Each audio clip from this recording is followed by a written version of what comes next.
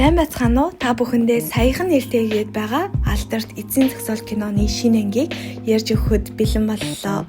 За тэгээд манайхаа сувагтаа лайк болон сабаа дарж дэмжихээ битгий мартаарай. За ингээд кинонд орцгоё.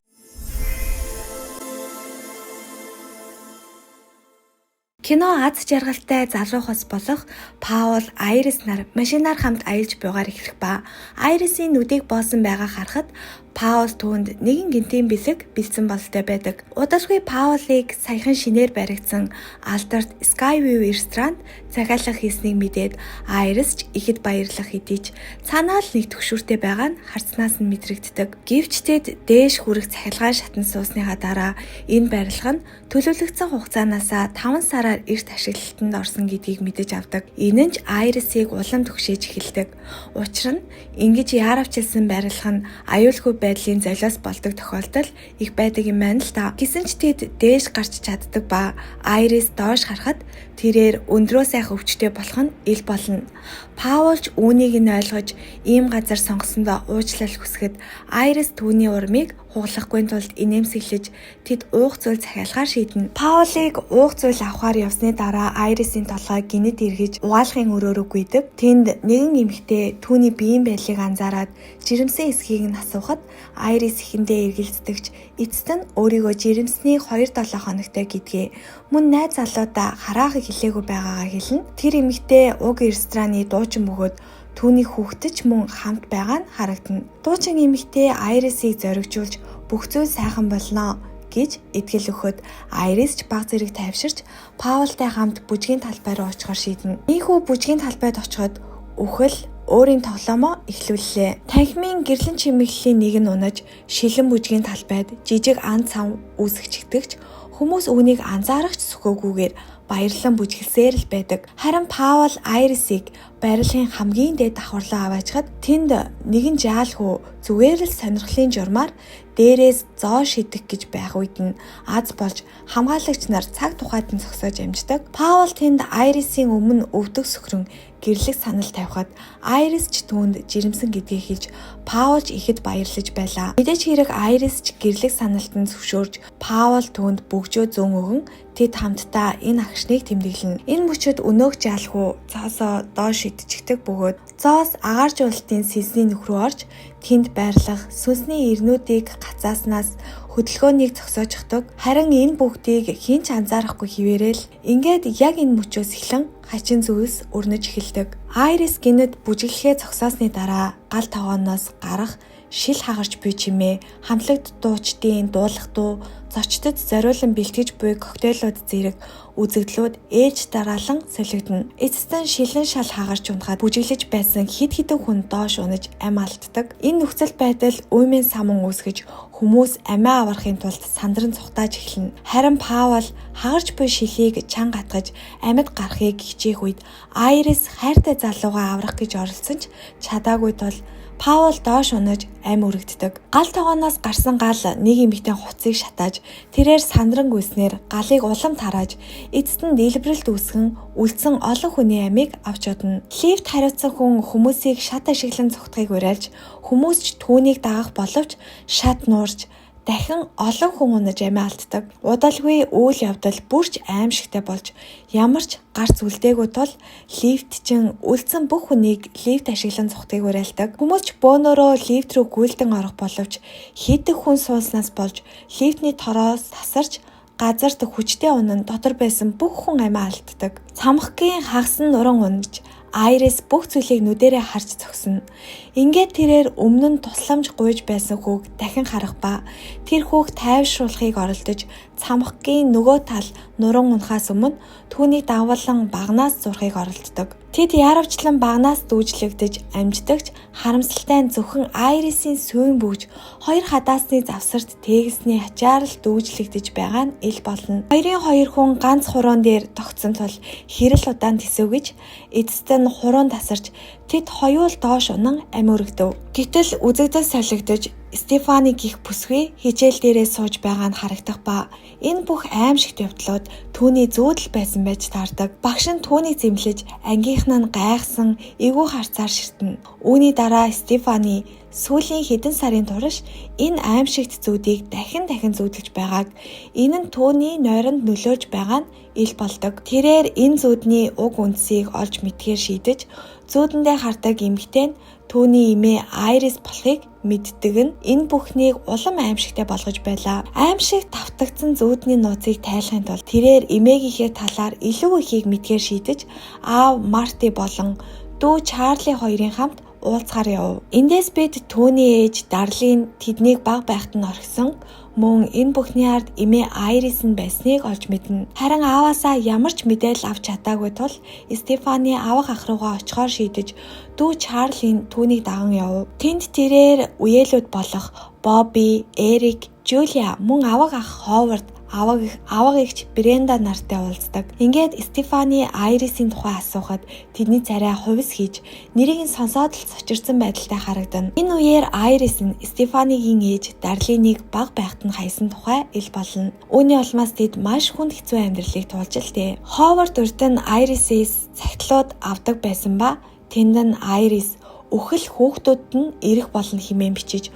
мөн тэрхүү цагтлуудад үхэл хүмүүсийг хэрхэн дагаж ангуучилдаг хээ загваруудыг дүрсэлсэн байдаг байжээ. Үүнээс айсан Ховард хаягаа өөрчилж ээж Айрисаасаа холбоо харилцаагаа бүрэн тасалжээ. Үүнийг мэдсэний дараач Стефани зүүдэлдэг аимшигт зүүднийхээ учрыг мэдгээр тууштай зүтгэсээр байлаа.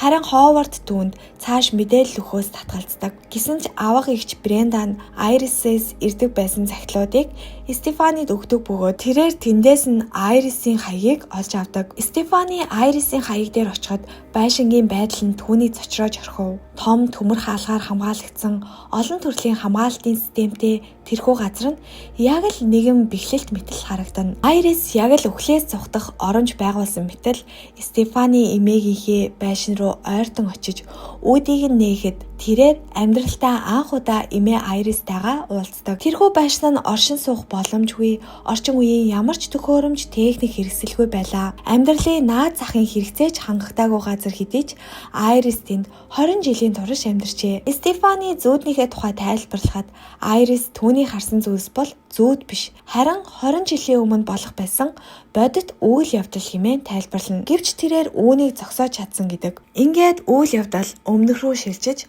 тухайн өдөр Айрис нэгэн хүүг агааржуулагч руу зоош шидгээс өмнө зогсоож хамтлагийн тоглолтыг тасалдуулдаг. Тэрээр микрофон авч бүх хүнд хандан бүгд үхэх гэж байна, эндээс цухтаараа хэмээн анхааруулдаг. Эхэндээ хүмүүс түүнийг тоглож байна гэж бодсон ч хөл доорох шилэн хагарч эхлэхэд бүгд сандран цухтаж арга хэмжээс зогсож тэрхүү осол болохоос сэргийлж чаддаг. Энэ л шалтгаанаар үхэл тухайн өдөр үхэх ёстой байсан хүмүүсийг мөн тэдний үр хүүхдүүдийг хүртэл нэг нэгээр нь ангуучилж эхэлжээ. Учир нь тэд анхнаасаа л төрөх ёсгүй байсан. Айрис хэлэхдээ үхэл бол өөрийн гэсэн өвөрмөц дараалал арга барилтай бөгөөд түүнээс цухтаах тун хэцүү гэдгийг ч онцлог хэлдэг. Ийм учраас л Айрис гэр бүлээсээ тусгаарлагдаж уулын мухарт тэрхүү бэхлэлт дотор өөрийгөө хорин энэ олон жил нуугдаж амьдарсан байлаа. Учир нь хэрв тэр аюулгүй байж чадвал түүний хүүхдүүд болох Ховард,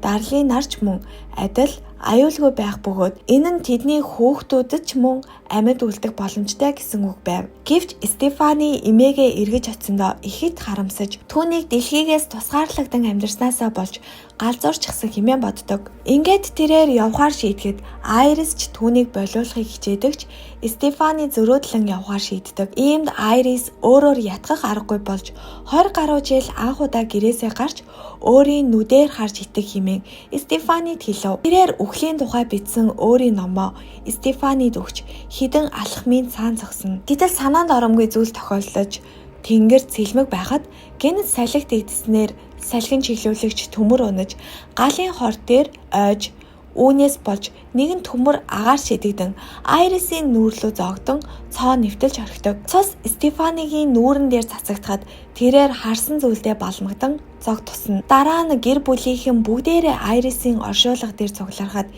Стефанигийн ээж Дарлин олон жилийн дараа ирэв. Тэр номыг үргэлжлүүлэн уншиж үхлийн зүү тогтлыг ойлгохоор оролддог. Нөгөө дээгүүр Бобби санамсаргүйгээр шар айрагны шил унгаж хагалснаас үүдэн мөсөн дээр шилний хилтэрхий тогтчихдог. Ингээд гэр бүлд зориулсан үдшилэг болж бүгд аз жаргалтайгаар баярлцгаана. Гэвч Стефани тайван биш байх ба ямар нэгэн эвгүй мэдрэмж төрөн тэр зүг яарна. Тэрээр хурж очиход бүх зүйл хэвээ мэд санагдлагч гинэд мөсөн донд байсан шилэн хилтэрхий унаж Ховард түүнийг гიშгэж орхино. Үүний зэрэгцээ хажууд байсан цэцэрлэгийн хүр зунаж зүлэг тэгшлэгчийг унтраалгыг дараад асааждаг. Ховард шилэнд хөлөө хүн дээр гинтээж унах үед зүлэг тэгшлэгч нүүрлүү нэрж түүний царайг хэсэг хэсгээр нь тас татаж газар дээр нь амь насыг нь авч оддог. Энэ бүхнийг ч гэр бүлийнхэн харж айдас тавтана. Энэхүү аимшигт явдлаас хойш Стефани эмээгийнхээ бичсэн номын үгэнд бүрэн итгэх болж гэр бүлийнхэндээ бүхнийг тайлбарлан ярина. Тэрээр хэрэв эмээ Skyway-ийн ослоос амьд мултарч үхлийг хуураагүй бол гэр бүлийнхэн нь төрөх ёсгүй байсан бөгөөд одоо үхэл тэднийг насны дарааллаар ирж аавна гэдгийг хэлв. Үхлийн дараалал хамгийн том нь болох Эрик, дараа нь Жулия, Бобби, тэгээд Дарлин, түүний дараа Стефани, эцэст нь Чарли гэлээ. Гэсэн ч гэр бүлийнхэн нь түүнд итгэхгүй шоолж эхэлдэг. Эхнийх нь үхэх ёстой хүн Эрик учраас Стефани болон Чарли нар түүнийг хаашаач явсан дагаж явахыг оролдоно. Гэвч Эрик бардам зантай тул тэднийг шоолн тоосонгүй. Нэг өдөр Стефани цэцэрлэгээ цэвэрлж буй Эрик харж дэрэгдэн хүүхдүүд нь хөл бөмбөг тоглож байхыг анзаарна. Тэрээр шороо хүүхдийн нүд рүү ороход хүүхэд бөмбөгийг цохиж энэ нь Эрикийг онож магадгүй гэж сэжиглэж эхэлдэг. Эрик энэхүү зүүн совинг огт тоосонгүй. Харин ч Стефанийг шоолж инээлээ. Үүний дараа Жулия түүнтэй уулзаж хэсэг ярилцсны эцэст явахаар болох ба яг энэ үед хог цуглуулах машин ард талд нь гарч ирэв. Жулия машиныг даган алхаж эхлэхэд цэцэрлэг цэвэрлэж байсан Эрик гинэд унаж түүний унгаас нь тоос хүүхдүүдийн нүд рүү орж нэг хүүхэд бөмбөг хөшгөлсөн нь Жулияг онож Жулия тэнцвэр алтан хогийн сав руу унчихдаг. Хогийн машин хогийн савыг машин руугаа өргөхөд Жулияг бусад хогтой хамт машин дотроо хийж орхино. Машины таг аажмаар хаагдаж эхлэхэд Стефани, Чарли, Эрик нар араас нь хөөж эхэлдэг. Стефани Жулияг аврахын тулд машин руу авирдагч тэрээр хэтэрхий оройцсон байлаа. Таг нь хаагдаж Жулиягийн биеийг шахан няцалж орхив. Стефани дахиад л үхлийн аимшиг тоглоомыг нүдэрээ харж айдас төгшөр тавтана. Энд нэг үнэн ил болж Эрик өргөмөл хүүхэд байсан учраас түүнийг үхэл онлоогүй байжээ. Түүний оронд дараагийн золиос нь Жулия байсан аж. Одоо бүгд Стефанигийн хэлснийг үнэн хэмээн итгэх болж Бобби түүний өмнө өвдөг сөхрөн амийг нь аварч үхийг гуйна. Стефани Айрисийн номыг улам гүнзгий судалж эхлэх бөгөөд нэгэн чухал зүйлийг олж мэднэ. JB гэх хүн үхлээс мултарч чадсан нэгэн хүний талаар мэддэг аж. Ингээд тэд Hope River нэртэй эмнэлэг рүү очиж JB-гээс энэ тухай тодруулахар шийднэ. Харин өнөөх JB нь киноны эхэнд Skyway ресторанд харагдаж байсан жаалхүү болж таарах ба JB тэдэнд ердөө хоёрхан сонголт байдгийг хэлнэ. Үхэх эсвэл өөр нэгнийг алах. Хэрвээ хэн нэгнийг албал түүний нас алуурчин руу шилжих аж. Стефани үхлээс зугтаж чадсан хүн хэн байсан талаар асуухад JB Kimberly гэдэг хүн байсан хэмээн хэлнэ. Тэр хүн нас барж зүрхэн зохилсон ч эмч нар түүнийг дахин амьлуулж чаджээ. Үүнийг сонссон гэр бүлийнхэн энэ аргыг туршиж үзэхээр шийднэ. Гэвч JB үхлийг хурах нь маш аюултай гэдгийг анхааруулж эцсийн зөвлөгөө болгон үхэл ирэхээс өмнө утга учиртайгаар амьдрахыг хүсье хэмээн хэлдэг. Энэ бүхний дараа Эрик хиндэж хэлэлгүйгээр Боббиг дагуулan явж түүнийг самрын тосонд хит мэдрэмтгий тол самрын тос орсон жигнэмэг өгч амийг нь авах төлөвлөгөө боловсруулдаг. Тэр жигнэмгийг автомат машинаас авах гэж оролдоход жигнэмэг гацаж хүчээр суглан авах үед нь нэг бүрш салаад унчихдаг. Тэд эмнэлгийн яаралтай тусламжийн тасгийн яг эсрэг талд байрлах харанхуй өрөөнд өөрсдийгөө төгчнө. Төлөвлөгөө нь Боббигийн зүрх зогсох үед шууд түүний эмч нарын өрөө рүү авч орж амь насыг нь даруй авруулах байлаа. Эрик Бобыг тэрэгэнцэрт суулгах гэж явсан ч хаалга хаагдсны дараа нэгэн файл компьютерийн гар дээр унаж өрөөнд доторх MRI машиныг санамсаргүйгээр асаадаг. Үүний улмаас машин доторх хүчирхэг соронз ажиллаж эхлэв. Машин аажмаар хүч нэмэн ажиллаж эхэлсэн ч тэд түүнийг анзаарсангүй. Эрик Бобигийн тариурыг аван үхлээс нь аврах амлалт өгч газрын самартай жигнэмгийг эдгийг ятгадаг. Боби газрын самартай жигнэмгийг эдсний дараа харшлын шинж тэмдэг нь илэрч таталт өгч эхэлдэг. Гэсэн ч Эрик түүнийг үхлээс аврах итгэлээ орхихгүй байлаа. Нөгөө талд гэр бүлийнхэн нь тэднийг ирэн хайж байсан ч эмнэлгийн байр хэтэрхий том тул тэднийг олоход хүндрэлтэй байв. Бобигийн таталт улам бүр хүчтэй болж үхэлд улам ойртож байлаа. Энэ үед MRI машины хүч оргилдоо хүрч ойр орчмын бүх төмөр эд зүйлсийг татаж эхэлдэг. Эрикийн бие доторх бүх төмөр персинг соронзонд татагдан урагдаж тэрэгэнцрэнч мөн соронз руу татагдаж Эрикийн амийг авч оддог. Харин Боби тариураа амжилттай тарьсан ч урд нь автомат машин дотроос салсан пүрэш соронзод татагдаж түүний толгойг нэвт сүлбэн хөнөөдөг. Энэ аимшигт дур зургийг нэгэн сувлагч харж орилсноор гэр бүлийнхэн нь уг өрөөг олох боловч харамсалтай нь тэд хэтэрхий оройтсон байлаа. Боби аль хэдийн амьсгал хураажээ. Энэ нь үхлийн замд саад хийхийг оролцсон хэнийг ч гэсэн шийдэгдэг гэдгийг харуулдаг. Үүнийг ойлгосон Дарлин хүүхдүүдэд хамгаалахын тулд үхлийн дараалал хизээж зогсдоггүй учраас Айрисийн цуслангийн байшинд өөрийгөө тусаарлахаар шийдэв. Тэд алслагдсан цуслан руу явцгаасан ч үхэл бууж өгөх бодлого байлаа. Тэд байшинд хүрэх үед Стефанигийн суудлын бүс түгжигдэж тэр гарах боломжгүй болов. Тэр машинаараа цуслангийн хаалгыг эвдэн орж Чарли болон Дарлиныг дотгош орохыг яаруулна. Гэвч ойролцоох гэрлээс оч үсэрч хийн хоолойноос алдагдсан хийд гал авалзан Чарли болон Дарлин хоёр дотгош ороход яг зэрэгцэн байшин дэлбэрчдэг. Дарлин бүх хүчээ дайжлан нурсан мод чулуун доороос Чарлиг аварж гаргаад хүүгээ тайтгаруулахын тулд би чадах бүхнээ хийх болно. Аль болох удаан амьд үлдэх хичээн хэмээн амлалт өгдөг. Гэвч яг тэр агшинд нэгэн том шон унан түүнийг хүүгийнхэн нүдэн дээр хөнөөж орхино. Чарли болсон явдалд цочирсон ч цаг алдаж болохгүйг мэдэж байлаа. Тесрэлтийн улмаас машин онхолдож ойролцоох цөөрөм рүү унсан бөгөөд Стефан цуг живж эхэлжээ. Чарли ч ус руу яаран орж хутаг ашиглан Стефанигийн суудлын бүсийг тайрч хайдаг. Гэвч түүнийг суллахаас өмнө Стефани ухаан алдсан байх ба бүх найдвар тасарсан мэт санагдаж байв. Тэр мөчид Чарли түүнд хиймэл амьсгал хийж амьдруулж чаддаг. Ийхүү Стефанийг үхлээс аварч чадсан учраас тэд үхлийг яллаа хэмээн баярлаг хөрцгөдөг. Хэсэг хугацааны дараа Чарли найз охин Жэнигээ үдшилтэд хүрэхээр хүлээж буй нь харагдана. Энэ үед киноны ихэнд гарч ирсэн зүгнэлт зоос нэгэн эмэгтэй цүнхнээс унаж шатны гишгүүрийг даган өнхөрсөөр галт тэрэгний замыг өөрчлөх механизм дээр очиж гацдаг. Яг тэр мөчөд Жэнигийн аав нэгэн эмч ирж Чарлитэй уулздаг. Тэрээр Стефанигийн зүрх үнэх хэрэгтэй зогсоогүй байсан.